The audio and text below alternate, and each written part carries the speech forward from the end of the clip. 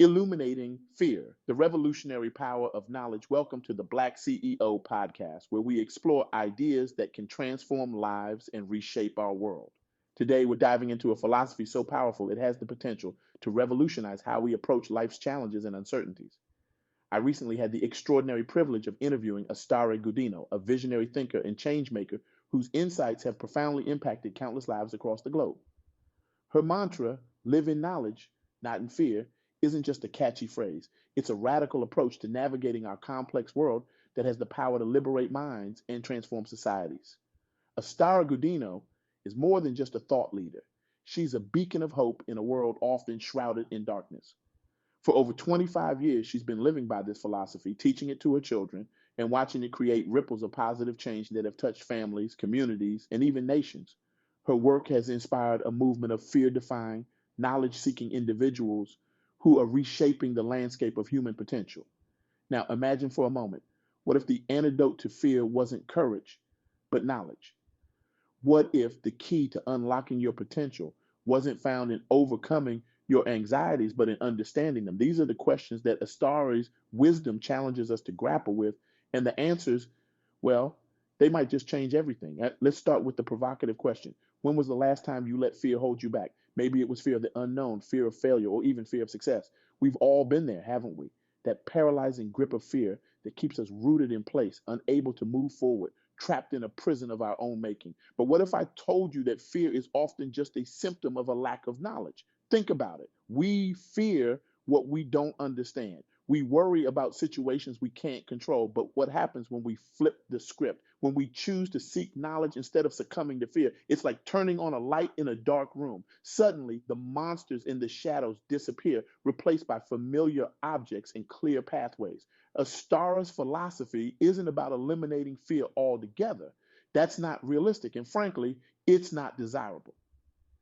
Fear, in its purest form, is a survival mechanism that's kept our species alive for millennia.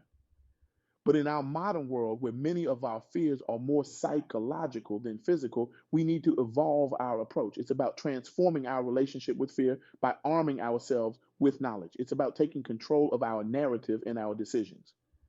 Let me give you an example that a star shared with me. Many people worry about what's happening in Washington, the political climate, the economy. It's easy to get caught up in the fear-mongering headlines and apocalyptic predictions.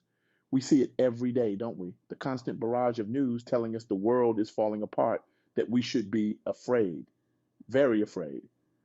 But a star suggests a different approach. Instead of worrying about what's happening in Washington, why not take the time to understand it? When you know what's happening, when you understand the processes, the players, and the potential outcomes, you're no longer at the mercy of fear. You're empowered to make informed decisions, to take action where you can, and to find peace where you can't. She told me about a friend of hers. Let's call her Sarah. Sarah was constantly anxious about politics, always fearing the worst. Every election cycle was a nightmare for her, filled with sleepless nights and constant worry. But then Sarah decided to take a star's advice. She started reading not just the headlines, but in depth analyses. She began attending local town halls, engaging with her representatives. She even took a course on political science at her local community college. And you know what happened? Sarah's fear didn't disappear overnight, but it changed. It transformed from a paralyzing force into a motivating one. She became active in her community, volunteering for causes she believed in. She went from feeling helpless to feeling empowered, all because she chose knowledge over fear. This principle applies to so many areas of our lives. Take travel, for instance. How many of us have hesitated to explore a new country because of fear? Fear of the unknown, fear of cultural differences, fear of potential dangers. But what if, instead of letting that fear dictate our choices, we chose to educate ourselves? A Starry's approach would encourage us to learn about the destination, its laws, its customs, its culture. When you take the time to gain this knowledge, suddenly that fear begins to dissipate. You're no longer stepping into the unknown. You're stepping into a place you've already begun to understand. She shared another story with me about a couple, Mark and Lisa, who had always dreamed of visiting Japan but were intimidated by the language barrier and cultural differences. Instead of abandoning their dream, they embraced Astarre's philosophy. They spent months learning basic Japanese, studying Japanese customs, and even connecting with expats living in Japan through online forums. By the time they boarded their flight to Tokyo, their fear had transformed into excitement. Yes, there were still unknowns, but they faced them with curiosity rather than anxiety. Their trip wasn't just a vacation, it was a life changing experience that opened their eyes to a new culture and new possibilities. They returned home not just with souvenirs, but with a newfound confidence in their ability to navigate unfamiliar situations. This shift from fear to knowledge isn't just about feeling better, it's about living better. It's about making decisions from a place of understanding rather than anxiety. It's about opening doors rather than closing them out of fear. But let's be clear, this isn't about becoming fearless. Fear, in many ways, is a natural and even helpful emotion. It can keep us safe, alert us to potential dangers. The goal isn't to eliminate fear, but to ensure that fear isn't in the driver's seat of our lives. Astarre's philosophy encourages us to acknowledge our fears, but then to ask ourselves, what don't I know here? What information am I missing? By reframing our fears as opportunities for learning, we transform them from roadblocks into stepping stones. This approach has practical applications in every aspect of our lives. In our careers, for example, how often do we hold ourselves back because we're afraid we're not qualified enough, not experienced enough, not ready enough? But what if instead of letting that fear paralyze us, we used it as a roadmap for growth? Astarre told me about a young woman named Jasmine who dreamed of starting her own business, but was paralyzed by fear of failure. Instead of giving up on her dream, Jasmine decided to educate herself. She took online courses in business management, attended entrepreneurship workshops, and sought out mentors in her industry. Each piece of knowledge she gained chipped away at her fear. When she finally launched her business, she still felt nervous, but it was the nervousness of excitement, not paralyzing fear. If you're afraid you're not qualified for that promotion, don't let that fear stop you. Let it motivate you to gain the qualifications you need. If you're nervous about starting a business because you don't understand the market, don't abandon the idea. Dive into market research. Transform that fear into a thirst for knowledge. In our personal relationships, fear often manifests as insecurity or jealousy. But again, these fears often stem from a lack of understanding. If you're afraid your partner is drifting away, don't let that fear drive a wedge between you. Instead, seek to understand, open up a dialogue, learn about their perspective, their needs, their challenges. Astarre shared a powerful story about a couple on the brink of divorce. They were constantly arguing, each convinced the other didn't care anymore. But when they started applying the live in knowledge, not in fear principle to their relationship, everything changed. They began asking questions instead of making accusations. They sought to understand each other's perspectives instead of defending their own. The process wasn't easy, but it saved their marriage and made it stronger than ever. Astarre's philosophy isn't just about personal growth. It has the power to transform communities and societies. To think about the fears that divide us. Fear of those who are different, fear of change, fear of the future. Now imagine if we approach these fears with a hunger for knowledge instead of a knee-jerk reaction. When we fear what we don't understand about other cultures or religions, the solution isn't to build walls, it's to build bridges of understanding. When we fear the rapid pace of technological change, the answer isn't to resist, it's to educate ourselves about these new technologies and how we can harness them for good. Astarre told me about a community that was torn apart by racial tensions. Instead of letting fear and mistrust fester, community leaders organized a series of cultural exchange events. People shared their stories, their traditions, their food. They didn't ignore their differences, they sought to understand them. Over time, fear gave way to curiosity, and curiosity led to connection. It wasn't a magic solution to all their problems, but it was a powerful step towards healing in unity. This shift from fear to knowledge has the power to make us not just happier individuals, but better citizens, better leaders, and better human beings. It encourages curiosity, promotes empathy, and fosters innovation. But let's be honest, this isn't always easy. Our brains are wired to react to fear. It's a survival mechanism that served our species well for millennia. But in our modern world, where many of our fears are more psychological than physical, we need to evolve our approach. So, how do we do this? How do we practically apply Astarre's philosophy in our daily lives. First, we need to become aware of our fears. When you feel that familiar tightness in your chest, that sense of anxiety or dread, pause, acknowledge the fear, name it, but don't stop there. Next, get curious. Ask yourself, what don't I know about this situation? What information am I missing? What assumptions am I making that might not be true? Then make a plan to seek out that knowledge. This might involve research, talking to experts, or gaining firsthand experience.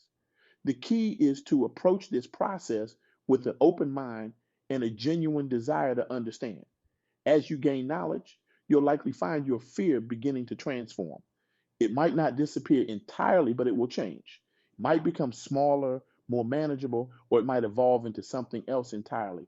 Excitement, perhaps, or determination. Remember, the goal isn't to become fearless, it's to ensure that your actions are driven by knowledge and understanding rather than by fear and ignorance. Astarre's philosophy also encourages us to share our knowledge. As you learn and grow, as you transform your own fears into understanding, you have the opportunity, and I would argue the responsibility to help others do the same.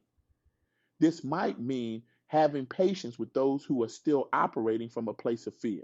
It might mean sharing your own journey, your own process of moving from fear to knowledge. It might mean creating spaces where people feel safe to ask questions, to express their fears, and to seek understanding. Living in knowledge rather than fear isn't just about personal growth, it's about creating a ripple effect that can transform our communities, our societies, and our world. Imagine a world where our decisions, personal, professional, political, were driven by knowledge and understanding rather than by fear and reactivity. Imagine the innovations we could create, the connections we could forge, the problems we could solve.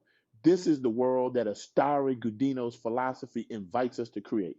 It starts with each of us in our own lives, with our own fears. It starts with a commitment to curiosity, to learning, to understanding. It starts with the courage to face our fears, not by fighting them, but by illuminating them with the light of knowledge. So I challenge you. The next time you feel fear creeping in, pause. Ask yourself, what don't I know? What can I learn? How can I transform this fear into an opportunity for growth?